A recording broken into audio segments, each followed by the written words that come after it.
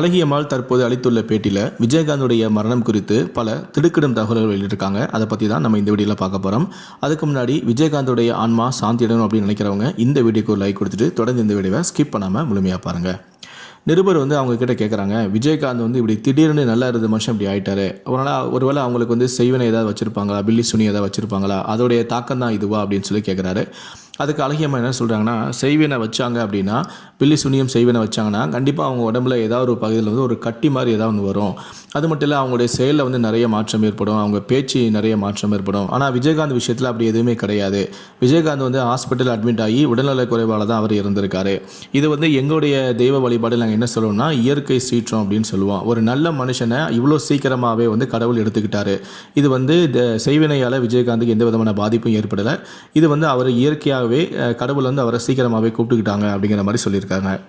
அதுக்கப்புறம் அவருடைய இறப்பு அன்னைக்கு கருடன் அவர் உடலை சுற்றிக்கிட்டே இருந்துச்சு. அது ஏன் அப்படின்னு சொல்லி கேட்குறாங்க. அதுக்கு அவங்க சொல்கிறாங்க, விஜயகாந்த் ஒரு ராஜசிங்கம், அவர் ராஜ நடப்போட்டு நடக்கக்கூடிய ஒரு ஆள். அவர் அந்த மாதிரி ஒரு பிறப்பை எடுத்திருக்காரு. அதுக்கு அஸ்திவாரம் தான் அந்த கருடன். இது வரைக்கும் யாருடைய சடலத்தை எடுத்துகிட்டு போகும்போதும் கருடன் சுத்தது கிடையாது. நம்ம விஜயகாந்த் அவர்கள் புண்ணியத்திலையும் புண்ணியம் செஞ்சுருக்காரு. அதனால தான் கருடன் அவருடைய உடலை சுற்றிக்கிட்டே வந்திருக்கு. இது வரைக்கும் யாருக்கும் இப்படி ஒரு விஷயம் நடந்ததே கிடையாது. விஜயகாந்துக்கு தெய்வத்தோடைய சக்தி இருக்குது. அதனால தான் அவரை சுற்றி, அவருடைய உடலை சுற்றி கருடன் பலமுறை வட்டம் அடித்தான் அப்படிங்கிற மாதிரி சொல்லியிருக்காங்க. இந்த மார்கழி மாதம் கண்டிப்பாக சொர்க்க வாசல் திறந்திருக்கும். இந்த சொர்க்க வாசலுக்குள்ளே புண்ணியம் பண்ணவங்களால் மட்டும்தான் போக முடியும். நம்ம விஜயகாந்த் கண்டிப்பாக சொர்க்கத்துக்கு தான் போயிருக்காரு. இப்போ உங்களுக்கு நான் பேட்டி அடிச்சுட்டு இருக்கேனே, எனக்கு கூட இந்த மோட்சம் வராது. ஆனால் விஜயகாந்த் அந்த அளவுக்கு புண்ணியம் பண்ணியிருக்காரு. அதனால தான் அவருக்கு இப்படி நடந்திருக்கு. கருடன் சுற்றி அவரை வந்திருக்கான். உங்களால் ஒரு ஆளுக்கு ஒரு வேளை உங்களால் உணர்ந்தாலும் கொடுக்க முடியுமா? என்னால் ஒரு ஆளுக்கு ஒரு நாளைக்கு 3 தடவை என்னால் வாங்கி கொடுக்க முடியும். ஆனால் கேப்டன் அப்படி இல்லை. 360 நாளுமே 3 வேளையும் அவர் கொடுத்துருக்காரு. அப்படிப்பட்ட புண்ணியம் செஞ்ச மனுஷனை கழுகு சுத்தாமல் என்ன செய்யும்? அதுதான் கருடன் சுற்றி வந்தான் அப்படிங்கிற மாதிரி சொல்லியிருக்காங்க. விஜயகாந்துக்காக இந்த நாடே அழுதுச்சு. எத்தனை லட்சம் பேர் நேரில் அஞ்சலி செலுத்துனாங்க. அந்த அளவுக்கு அவர் புண்ணியம் பண்ணியிருக்காரு. ஒரு நல்ல தலைவனுக்காக நாடே அழுதுச்சு அப்படின்னு சொல்கிறாங்க. அதுக்கப்புறம் அவர் கேட்டார், விஜயகாந்த் இறந்த அன்னைக்கு மதுரையில் மழை பெஞ்சுது. ஒருத்தங்க ரொம்ப நல்லவங்களாக இருந்தால் மட்டும்தான் அவங்களோட இறப்புக்கு வானமே அழுவும் அப்படின்னு சொல்லுவாங்க. இதை பற்றி நீங்கள் என்ன சொல்ல வரீங்க அப்படின்னு சொல்லி அந்த பேட்டி எடுத்தவர் கேட்குறாரு. வானம் எல்லாத்துக்குமே அழாது. ரொம்ப ரொம்ப புண்ணியம் செஞ்சுருக்கவங்களுக்கு தான் அந்த மாதிரி செய்யும். இவர் புண்ணியவான் அப்படின்னு சொல்கிறத விட கர்ணன் அப்படி தான் சொல்லணும். விஜயகாந்த் ஒரு கர்ணன். அதனால தான் அவருடைய இறப்புக்கு மதுரையில் மழை பெஞ்சிருக்கு அப்படின்னு சொல்கிறாங்க. ஜாதி, மதம், இனம் இது அப்பாற்பட்டவர் தான் கேப்டன். நம்மளுடைய ஜாதிக்காரனாக இவனுக்கு சாப்பாடு கொடுக்குறதோ, தம்முடைய மதத்துக்காரனாக இவனுக்கு சாப்பாடு கொடுக்கணும் அப்படி எதையுமே அவர் பார்க்க மாட்டார். பசின்னு யார் வந்தாலும் அவனுக்கு சாப்பாடு கொடுக்குறது தான் அவருடைய இதே. அந்தளவுக்கு புண்ணியம் பண்ண ஒரு மனுஷனுடைய இறப்பில் வானம் அழகான செய்யும், வேறு என்ன செய்யும் அப்படிங்கிற மாதிரி கேட்குறாங்க. அதுக்கப்புறம் அவர் கேட்குறாரு, அவருடைய இறப்புக்கு வடிவேலு சார் வரவே இல்லை. அப்படின்னா அப்போது விஜயகாந்தோடைய ஆன்மா வடிவேலை மன்னிக்குமா மன்னிக்காதா, அதை பற்றி நீங்கள் என்ன நினைக்கிறீங்க அப்படின்னு கேட்குறாங்க.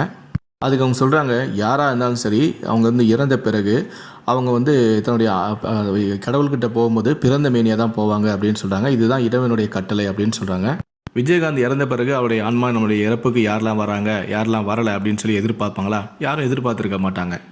விஜயகாந்தோடைய முகத்தை பார்க்குறதுக்கு வடிவேலுக்கு கொடுப்பனை இல்லை. இப்படி தான் நீங்கள் எடுத்துக்கணும் அப்படின்னு சொல்கிறாங்க.